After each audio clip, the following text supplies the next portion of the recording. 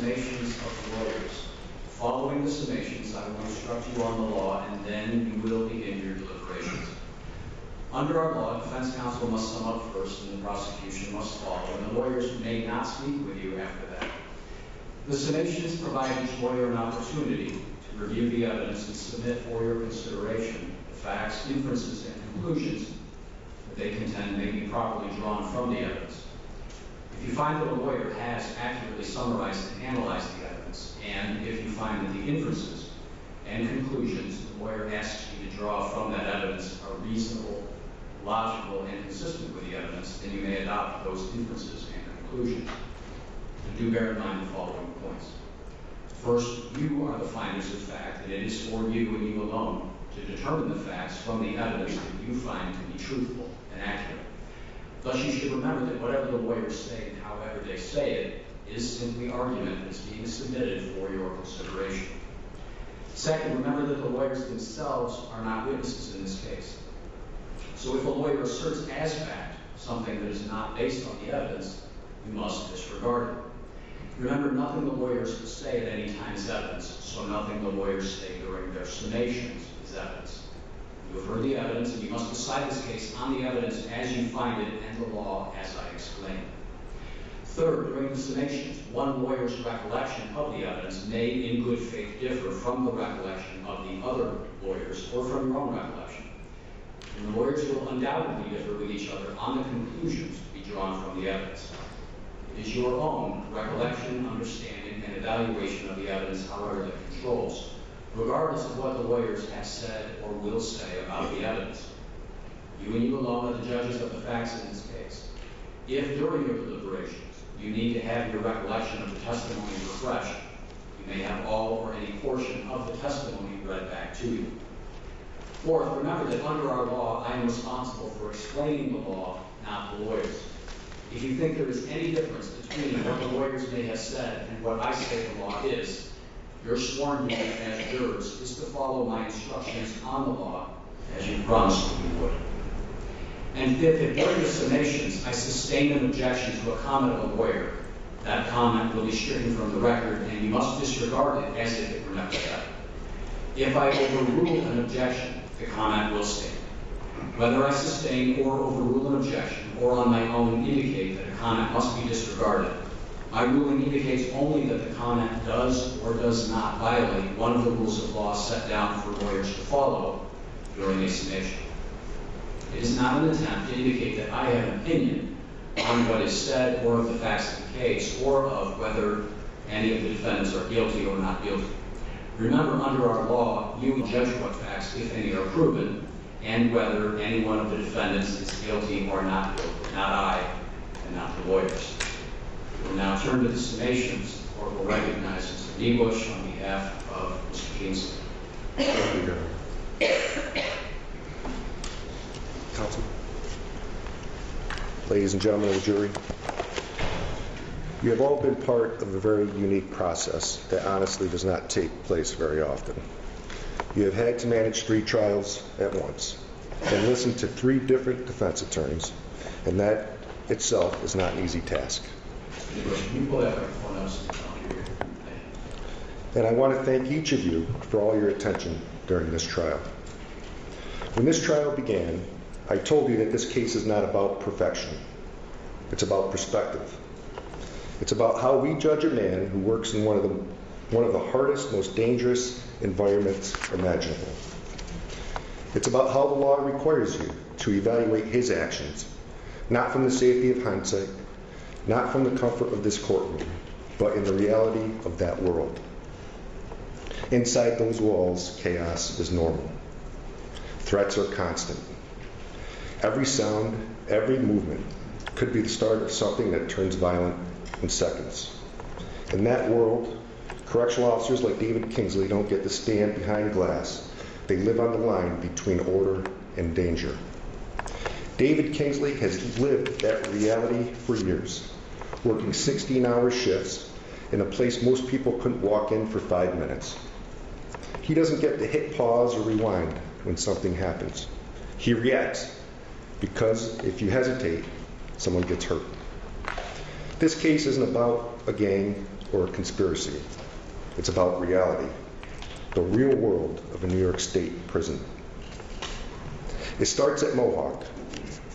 The prosecution doesn't want you to think about Mohawk, but you must, because everything that followed began there. You heard that Mr. Brooks was involved in several physical altercations for 3 straight days on December 7th, 8th, and 9th.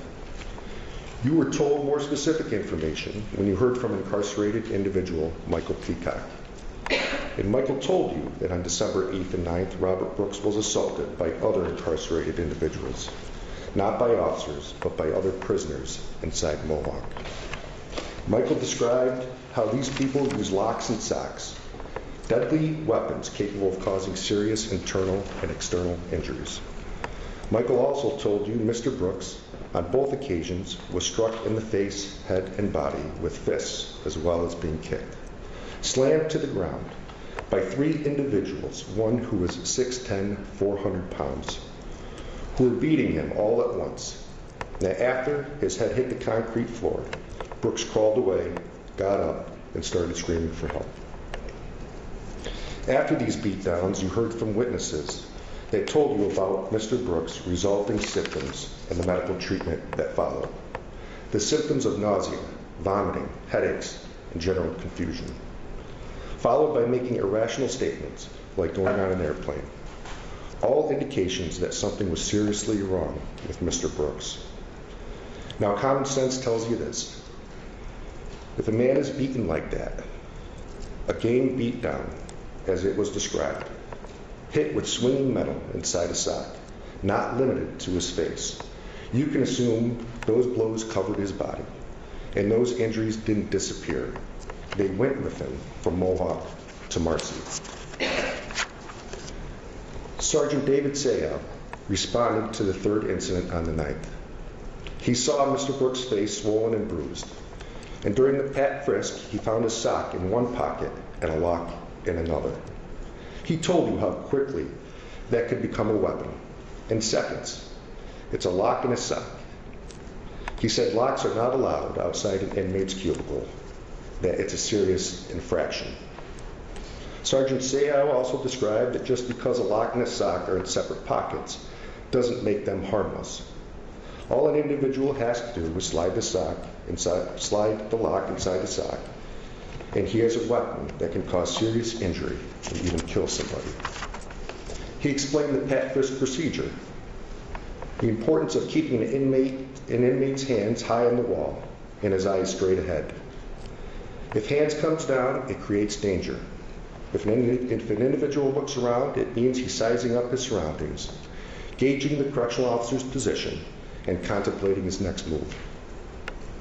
He also told you that contraband drugs and weapons are hidden everywhere, in clothing and hats, on and inside the body, and even in the mouth. Now, he didn't search Mr. Brooks' hat. I'm not faulting him for that.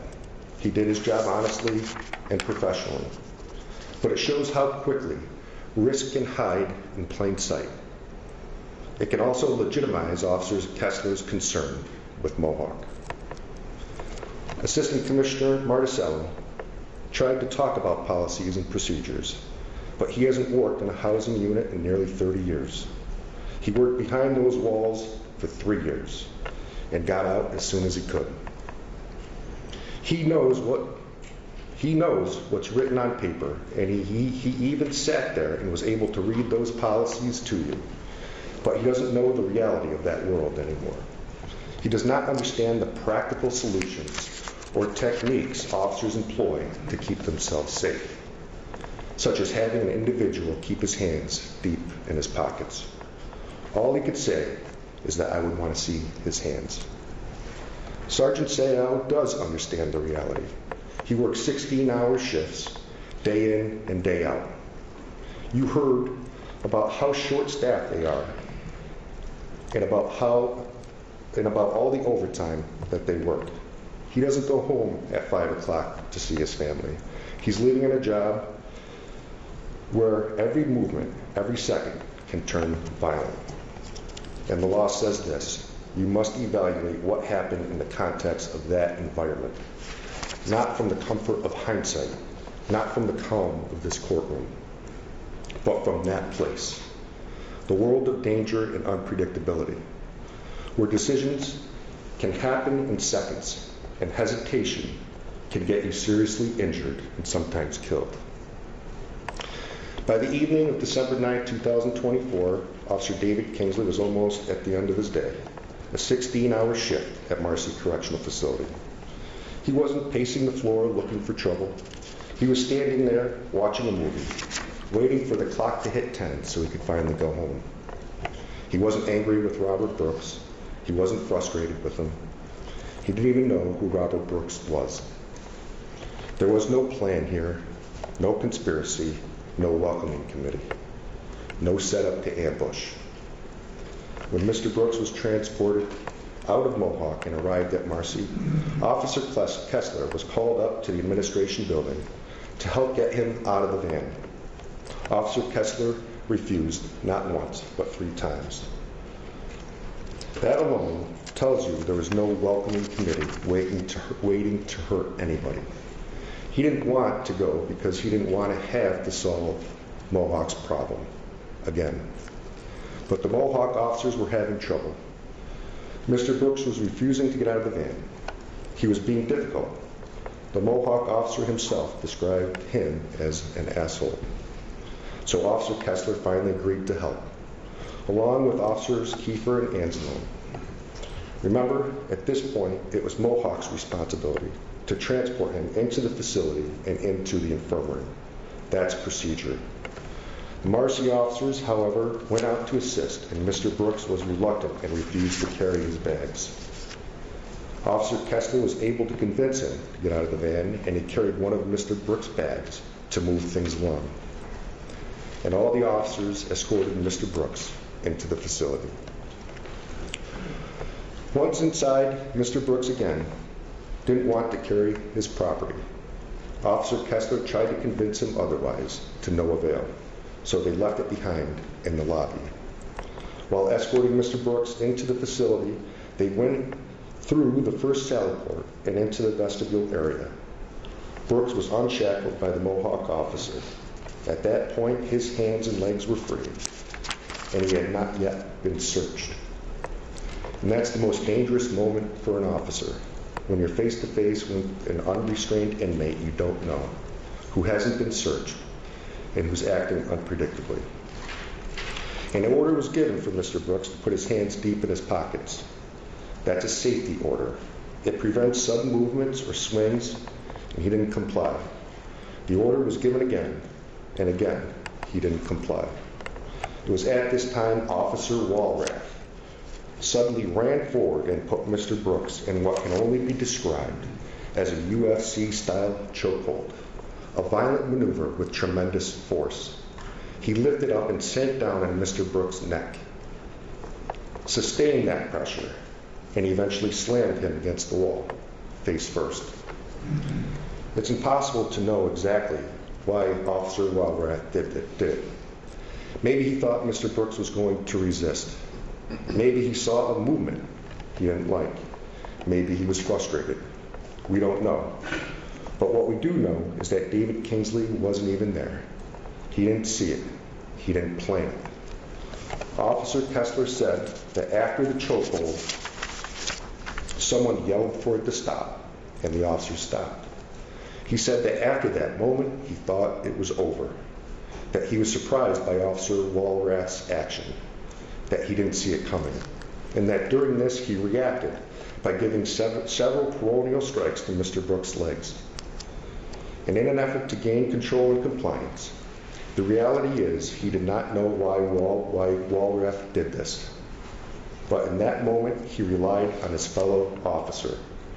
And that's what he was doing. It was for that purpose, to make sure everybody was safe. We also know that there was no plan for this to happen, and no thought that the use of force was going to continue at this point. In Kessler's mind, as he stated, it was all over. After the vestibule, the Mohawk officer turned and left. Officer Kessler, Kiefer, and Anzalone escorted Mr. Brooks outside through the sally port, the man trap with the two heavy doors. It was at this time Mr. Brooks went limp. The officers believed he was being non-compliant, using a passive resistance tactic that's all too common in prison.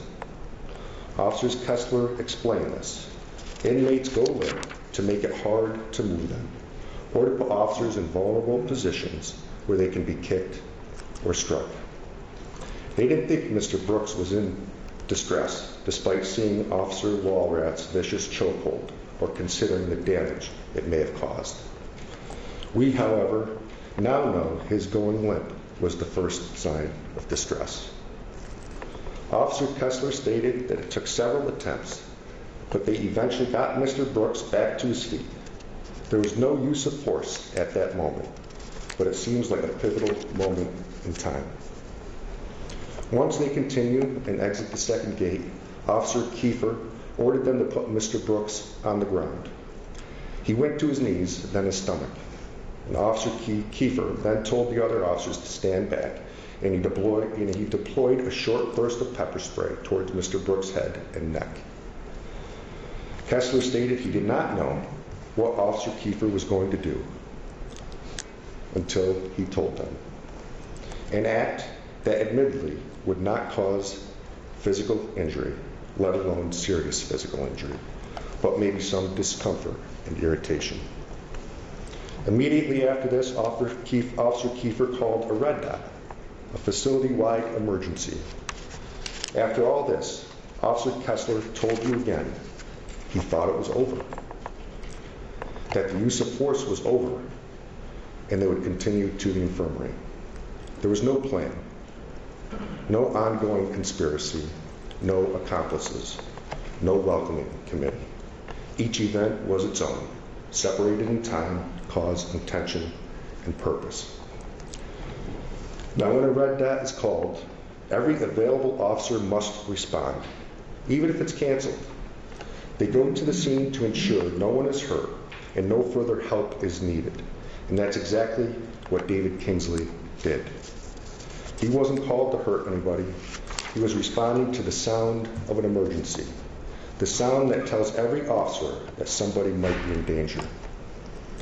And while en route, Sergeant Trombley had already arrived and called off the red dot. At that time, even Sergeant Trombley thought it was over, that they were good to move on with the search and examine. But as every officer will do when a response is called off, they assist. They will continue to that location. And when David Kingsley arrived, he did not know what happened in the administration building, the sally port, or outside its gate, nor did he see any injuries on Mr. Brooks. It was just another day at the facility. He decided to follow Officers Kessler and Anzalone, who each had Mr. Brooks by the arms. When he saw Mr. Brooks begin to slow down, maybe going limp, likely in distress from Walrath's chokehold, Kingsley did what made sense. He picked up Mr. Brooks' legs to help. That's not violence. He wasn't slamming him, hitting him, or dragging him to punish him. He was helping to move him into the infirmary so the process could continue. The required search, exam, and photographs. This wasn't aggression. This wasn't a committee to welcome Mr. Brooks. It was following procedure. Once inside the infirmary, the officers moved into a different phase of the process. This isn't a use of force anymore. It's policy. Every incarcerated individual involved in an incident must be searched for contraband, medically evaluated, and photographed before they can be cleared. That's not optional. It's Department of Corrections policy. And as the search begins, officers follow standard procedure. And that said, when an individual refuses to open his mouth or to comply during the search, it becomes a legitimate safety concern.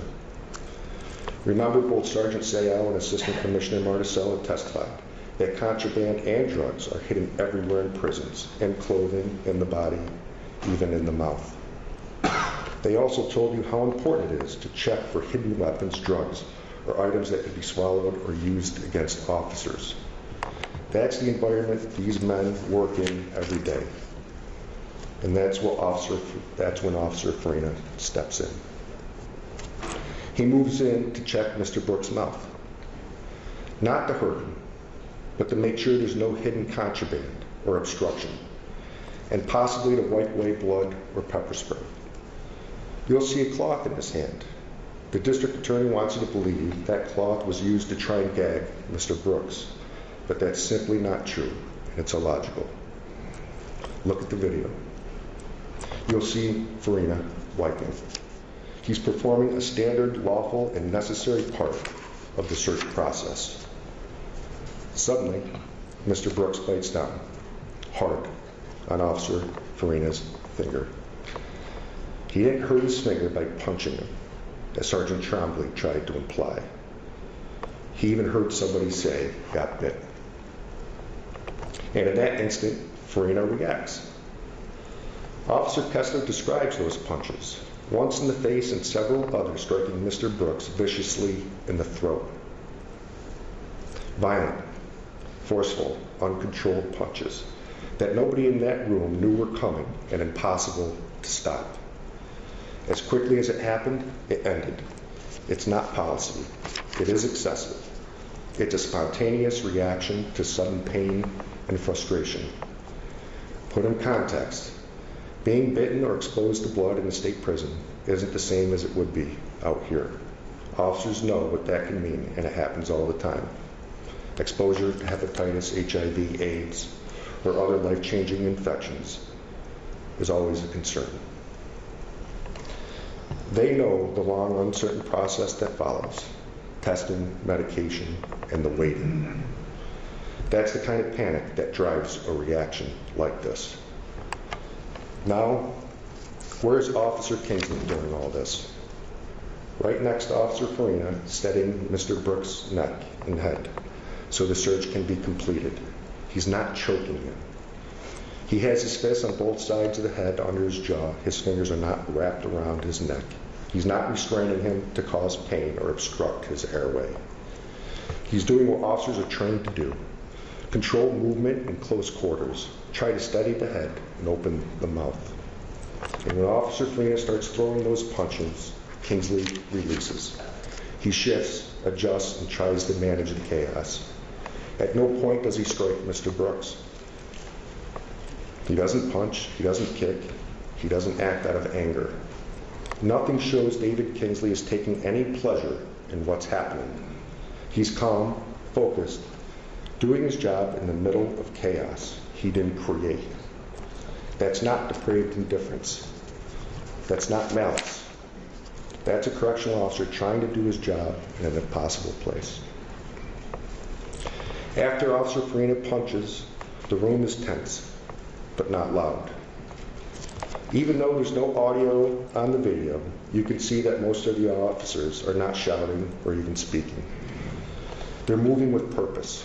It's not a frenzy. They're trying to regain order and get Mr. Brooks into position because he keeps sliding down the gurney. Multiple officers try to assist, to search, examine, and so photographs can continue. There is no ill intent as suggested. It's in that moment that David Kingsley does what you'll see on the video. He reaches down, takes hold of Mr. Brooks, and lifts him up in a seated position on the end of the gurney. In slow motion, or when it's paused at just the right time, it looks harsh, kind of like the gagging accusation. It is simply not accurate or true. You need to remember this took place in a matter of seconds. A screenshot taken in a moment of time does not show intent or indifference to life. This isn't a deliberate hold or a violent act like we learned when Walrath was in the vestibule. It's a reflexive, reactionary movement, an instinct to get Mr. Brooks upright and steady. David Kingsley isn't striking him. He isn't yelling or showing aggression. He's doing what he's trained to do. trying to keep control of the situation and trying to position Mr. Brooks for the next step in the process. The prosecution wants you to see depravity in those few seconds. But depraved indifference means something else entirely. It means utter disregard for human life, cruelty for its own sake. And that's not what this is. This is a split-second human reaction in a room full of correctional officers trying to do their job. And then what happens? Moments later, you see Mr. Brooks sitting upright at the end of the gurney, speaking with Sergeant Trombley. As Trombley stated, Mr. Brooks was mumbling, not making sense. The officers have stepped back. The tension has calmed. The use of force is over. Sergeant Trombley has control of the room. He's getting the paperwork ready, the questionnaire, the photo sheets. The process can move forward, and once again, the officers believe the incident is over. This was an opportunity for Sergeant Trombley to regain the control he claimed to have lost. A sergeant with years of experience being the boss. A sergeant who we can assume was well respected by other sergeants and correctional officers. Somebody who was known to take control and give orders, as he did after this incident. So what does Sergeant Trombley do? He orders Officer Kingsley and Anzalone to bring Mr. Brooks to the mat, to the corner. And after this order, Trombley somehow loses control and can't give any more orders. His mouth, for some reason, no longer works. He just blames Sergeant Mashaw. And when Mr. Brooks is brought to that corner, Kingsley and Anzalone take their position as they are trained to do. What you're seeing isn't violence by David Kingsley. It's procedure. It's the officer doing exactly what they've been taught, step by step, to maintain safety for everyone in that room. Bring him to the corner, get the cuffs off, secure his arms, get hands high on the wall. Another officer will follow. Sergeant Trombley fails to give an order for somebody to assist. The third officer, who is responsible to place themselves behind the incarcerated individual to help assist in removing shackles and clothing. At this time, it's important to separate what each officer does. Officer Anzalone and Officer Kingsley are not acting the same way or with the same intent. And that's based on their prior behavior. And you can see the difference clearly on the video. David Kingsley isn't lifting, yanking, or striking. He's beside Mr. Brooks, keeping control of the left side, maintaining position, trying to keep his hands high on the wall, putting his leg underneath Mr. Brooks to support his weight, as Officer Kessler testified. That's an officer trying to prevent an individual from collapsing, trying to keep the procedure controlled. Two officers trained to keep an individual upright and against the wall looking straight, keeping an eye on his hands and body while other officers handle the strip search. Remember what Officer Kessler said about that procedure. The officers positioned in those corners don't have the luxury of turning around to see what's happening. They can't anticipate what might come next. Their entire focus is on the individual, on those hands, that stance and balance. That's why the sergeant plays such a critical role. The sergeant is the one who's supposed to see the whole picture, to know what's happening in every corner of that room, and to give directions when it's needed. That's how these movements are meant to function. Clear chain of command, clear control, so things like this don't happen. Let's remember what Sergeant Trombley stated to you, that he never directed anybody to assist. That when he saw Mr. Brooks in distress, he did nothing. These words came out of his mouth. It's not my job to remove shackles. Yet, He sat there and tried to convince you that he is sorry for what he did, while trying to blame everybody else. Remember, Sergeant Trombley orchestrated everything after Mr. Brooks left the facility. He crafted all the reports, even going as far as writing Mr. Kingsley's and ordering him to sign it. Then he says, I let him read it. Yet he claims he did not have control. Officer Kingsley is a line officer with the least amount of seniority in that room. All you have to do is count the bars, stripes on all the other officers' arms. Officer Kessler told you at first he thought Mr. Brooks was just being non-compliant, maybe faking it when he went limp in the corner, maybe trying to make the process harder. But then something changed. After a couple minutes, Officer Kessler realized this wasn't acting. Mr. Brooks wasn't resisting. He now believed he was in distress. Something was wrong. So he stepped in without being ordered to. He became the third man, but not to control, to help.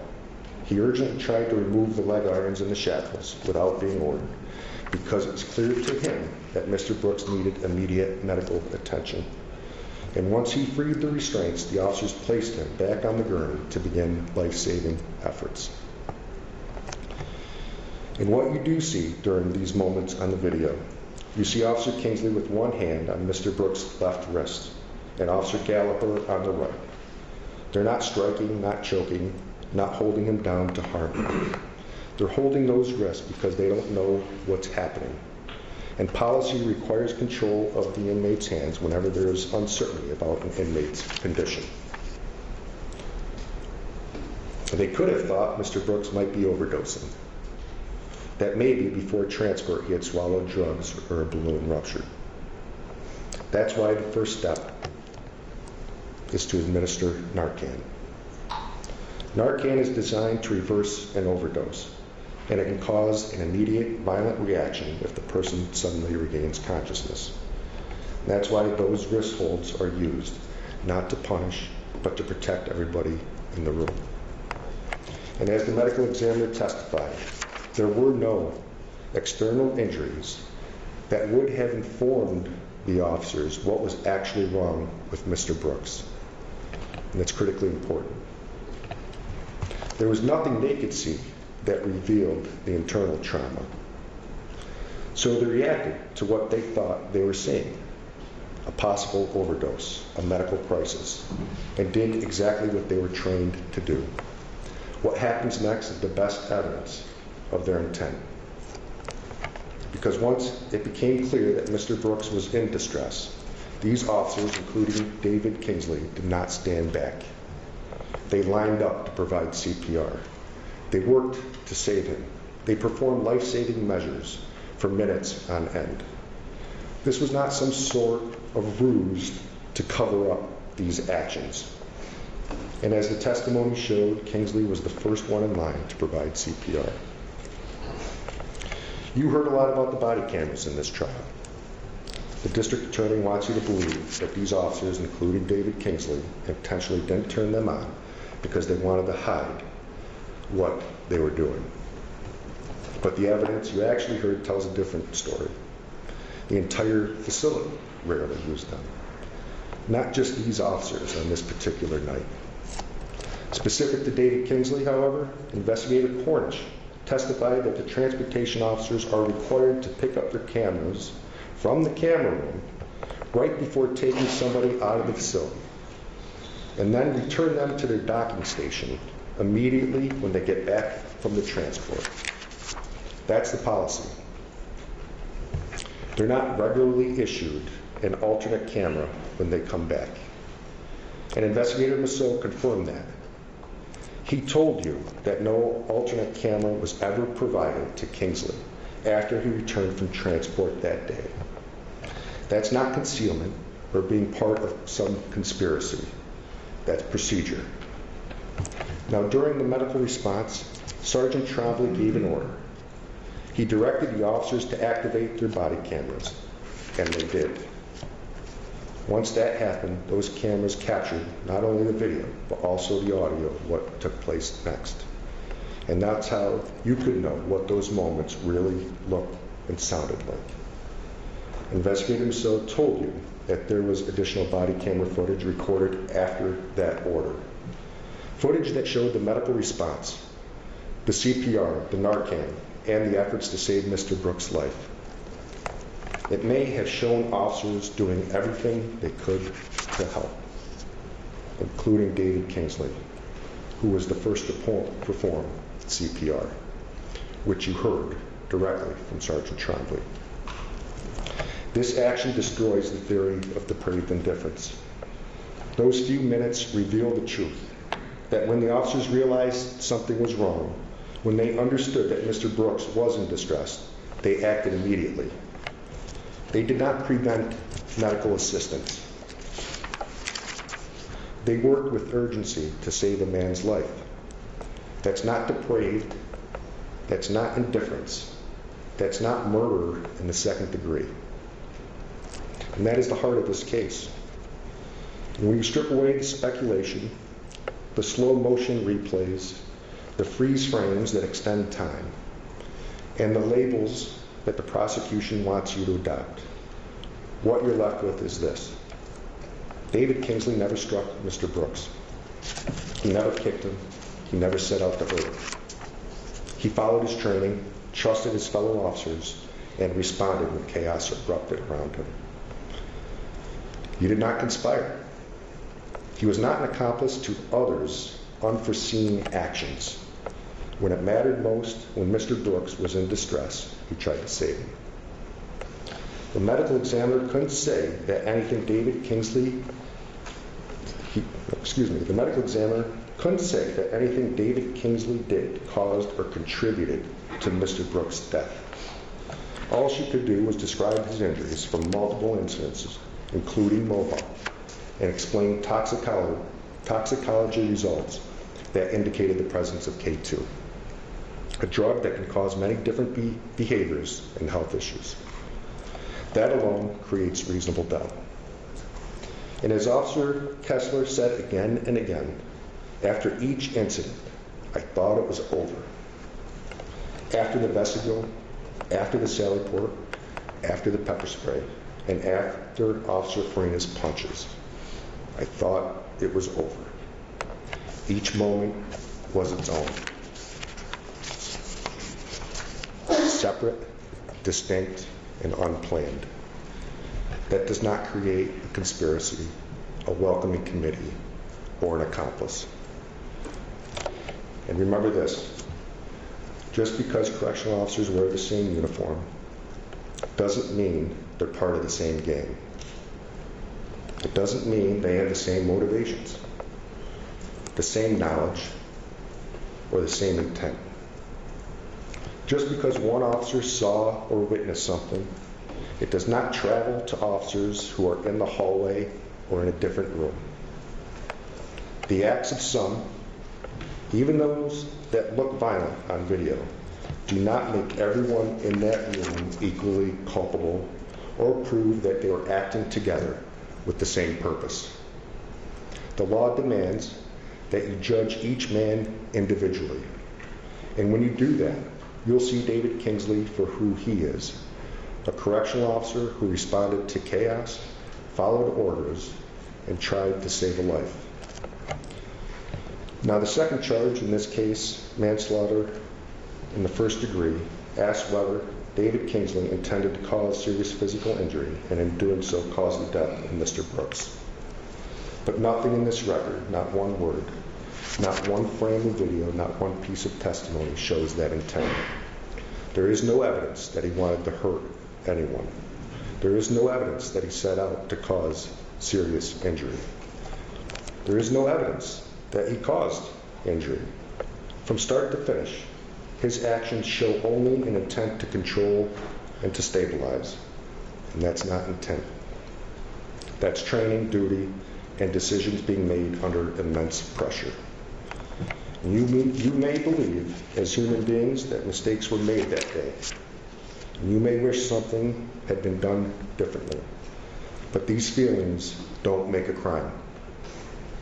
Under the law, David Kingsley is not guilty of murder in the second degree, nor is he guilty of manslaughter in the first degree. Maybe you think he could have done more, moved faster, or spoken up sooner, but the law doesn't punish imperfection. It punishes intent and indifference, and those simply are not present here. Thank you. Thank you, Mr. Mebush. Mr. Hildebrand. I'll just take a moment to set up a meeting. Yes, sir.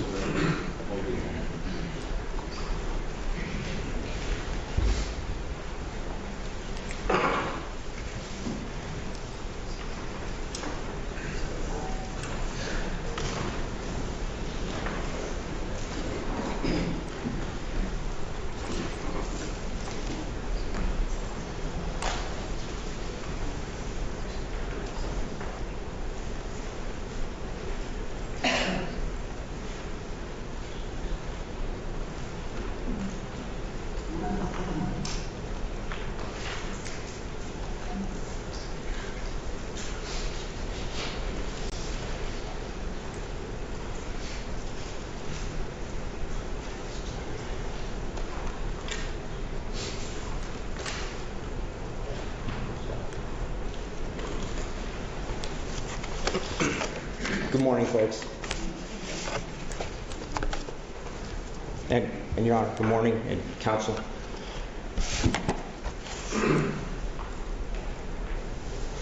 I'm going to make use of the video and have a television behind me so I can show you some of what I'm going to explain to you as part of my summation. Because I think that the evidence that you see is critical.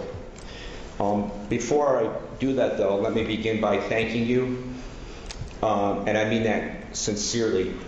Thank you. You've been apart from your families and your jobs, your normal lives for over a week now. Not just physically, but you've been asked to keep secrets from people, and that's not easy to do. You had to be careful about what you watch online, right? Or what popped into your internet feed. You had to be careful about that. And I'm sure that you were. And you've been asked to do that in as difficult and public a subject as a jury might ever see. There's a camera pointing at me. There's a courtroom full of people. And you didn't pick any of that. We did. We picked you. And we understand and appreciate you. And we thank you. I thank you. Matthew Gallagher thanks you. Now, before we start talking about what the evidence shows, I want to take a moment and remind you of something very simple. Something that sometimes gets lost in the noise of the courtroom. This process is not about which side has the most witnesses or the most exhibits or takes the longest to present their case. This case is also not about who has the best graphics or whose IT people could put together the coolest presentations. It's not about that. It's also not about which witnesses or lawyers that you like or you dislike, or what lawyers made you laugh, or who seems serious. And it cannot be about emotion. It cannot be about emotion, your deliberations.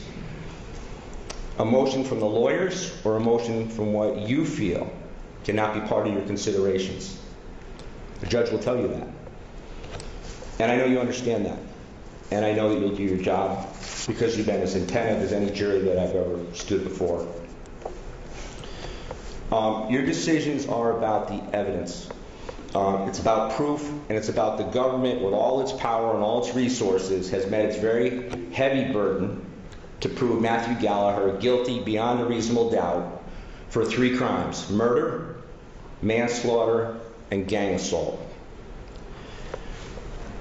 And critical to every one of those is what was Matthew Gallagher's mental state on December 9th. The judge will explain that to you at the end. The government must prove beyond a reasonable doubt that Matthew Gallagher's intent, by any action that you see of him, was for Robert Brooks to be seriously injured or injured and that he intended, it was Matthew Gallagher's intent to harm Robert Brooks. Within each of the jury charges, you'll hear from Judge Bauer, your core consideration is this. What was Matthew Gallagher's mental state? What was his intent? Was he, by his actions, acting with what the law requires be proven, wickedness and evil? Was he intending himself to injure Robert Brooks or to help others because he wanted them to injure Robert Brooks? Matt's actions and his mental state when he acted are the very core of what you will need to decide. And as you examine the evidence to determine Matt's mental state, it is critical to look at what Matt understood as events were unfolding and examine the decisions Matt had to make in circumstances he came upon involving Robert Brooks.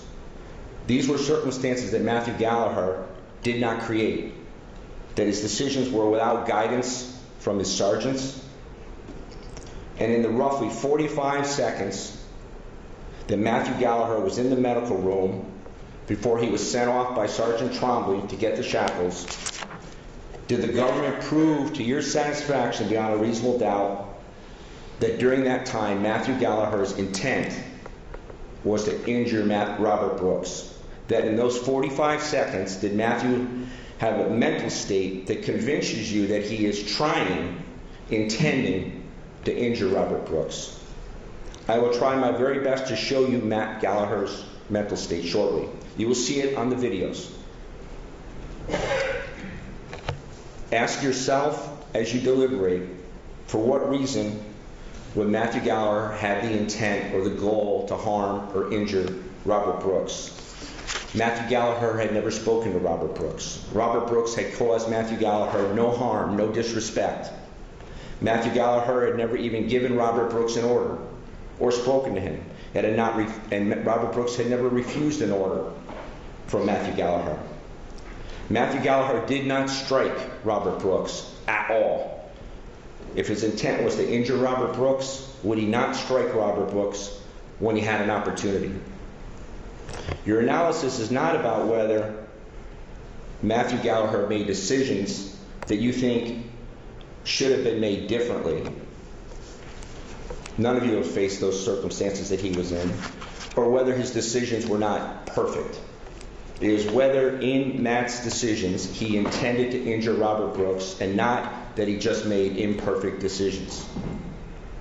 The question for you to decide will be whether the government has proven beyond a reasonable doubt that it was Matt Gallagher's intent, his goal to injure Robert Brooks, and the answer of the proof shows it was never his intent.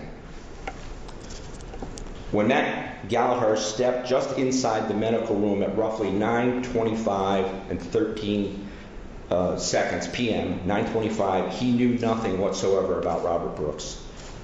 He wasn't present when Robert Brooks was beaten by Mohawk inmates on December 7th, December 8th, and December 9th, struck by multiple inmates. He did not know that. Matthew Gallagher wasn't present shortly after 9:07 p.m. in the Marcy administration building when C.O. Walrath snapped and attacked Robert Brooks, leaving Robert Brooks' blood on the administrative building's concrete wall, and it put Robert Brooks in a headlock, which Officer Kessler described as yanking and choking him and pulling him up by the neck. Matthew Gallagher wasn't present, and he didn't know about that. He wasn't present when Officer Kessler testified that he piled on Robert Brooks and repeatedly struck Robert Brooks himself. Matthew Gallagher wasn't there. Matthew Gallagher wasn't present when multiple officers had to pull Walrath off Robert Brooks in the administration building. He wasn't present when Robert Brooks went down on the concrete walkway outside the administration building at 9:20 p.m. Nor was Matthew Gallagher present when Kessler punched Robert Brooks twice while he was escorting Robert Brooks to the infirmary. When Robert Brooks was brought through the lobby of the infirmary building, injured, at 9:22 p.m., Matthew Gallagher was outside parking his van and could see nothing about how Robert Brooks was carried into the building or his physical condition. Matthew Gallagher was not in the medical room from 9:22:44 to 9:25:12, 30 seconds, when Kessler and Walrath and Anzalone were in the medical room alone with Robert Brooks, where you get a glimpse of how they were already on top of Robert Brooks from CO named Along, his body-worn camera. You will be able to see a small sample of that, a brief sample from Along's body camera recording into the medical unit. But Matthew Gallagher did not see that. He wasn't present. At that exact time, Matthew Gallagher was just entering the infirmary building, from the outside parking lot, after having parked his van. When Matthew Gallagher was standing out in the hallway, not knowing any of what had happened, from 9:23:06 to 9:24:55, that's how long he was standing out there. He could not see into the medical room. And we do not know what Anzalone, Kessler, Farina, and Walrath were doing to Robert Brooks. From 9:26 until 9:26:37, when Farina and Walrath lost it a second time in the medical room and struck Robert Brooks in front of Sergeant Trombley and Sergeant Mashaw. Matthew Gallagher was not present because he had been sent by Trombley to get shackles from his van. Matthew Gallagher was not present for any of that conduct I just described. 5 different times at Marcy and 3 times at Mohawk where Robert Brooks was assaulted. Matthew Gallagher didn't see it and didn't know about it. The government's allegation is that Matthew Gallagher is responsible for the murder, manslaughter, and gang assault of Robert Brooks. That the government has to prove that Matthew Gallagher had the intent to cause Robert Brooks injuries, that Matthew Gallagher was wicked and depraved and inhuman. For stepping forward in the medical room at 9:25:13, when the officers who had assaulted Robert Brooks were unable to move Robert Brooks onto the medical gurney, and Matthew Gallagher pulled him up onto the medical gurney. And then they alleged to support those offenses at 9:26:37 for putting on leg shackles on Robert Brooks. That was his intent, Matthew Gallagher's intent, to harm and injure Robert Brooks. And that was depravity, wickedness, and inhumane. That's what they allege. And that not himself, Matthew Gallagher, calling for medical help before Sergeant Tremblay did at about 9:29 p.m., that also constituted inhumane wickedness and intent to injure by Matthew Gallagher. The government must prove beyond a reasonable doubt but that by those 3 decisions, Matthew Gallagher intended, it was his goal, to cause Robert Brooks injury, or that his actions showed Matthew to be wicked and inhumane, and he did so. Anzalone, Walrath, Kessler, Farina. You saw that they caused Robert Brooks' death. They acted irrationally and without notice.